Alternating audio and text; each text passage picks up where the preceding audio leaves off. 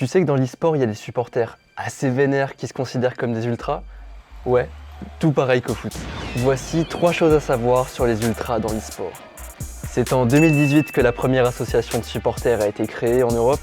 Son nom, c'est les Golden Hornets, ils sont supporters de l'équipe de Vitality, un club pionnier de l'e-sport en France. Déplacement en bus pour aller voir leur équipe jouer, tambour, écharpe, habillés aux couleurs de leur mouvement, les Golden Hornets ont très vite pris les codes des ultras du foot.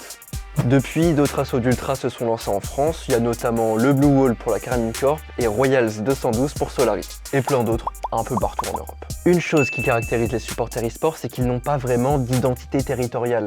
Tu peux pas supporter le club de ta ville vu que les différentes équipes n'ont pas d'ancrage géographique. Par contre, ce qui fait supporter les équipes e-sport, c'est les figures qui incarnent le club, et souvent, elles viennent d'internet.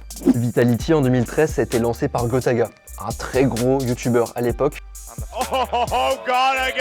Autre exemple, la Carmine Corp s'était cofondée en 2021 par le streamer Kameto, et c'est ça qui permet de fédérer des supporters au début d'un club.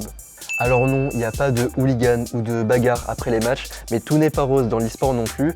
Le harcèlement des joueurs par exemple peut aller assez loin. Ça se passe en ligne, forcément, mais dans le monde réel aussi parfois. En Corée du Sud, les fans de l'équipe T1 ont pris l'habitude de faire stationner des camions devant les locaux de l'équipe pour faire passer des messages pas très cool à l'encontre des joueurs.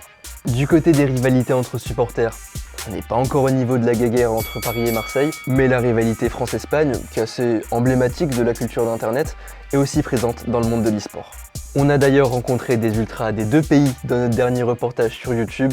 On te laisse aller checker ça si tu veux en savoir plus sur les ultras de l'e-sport.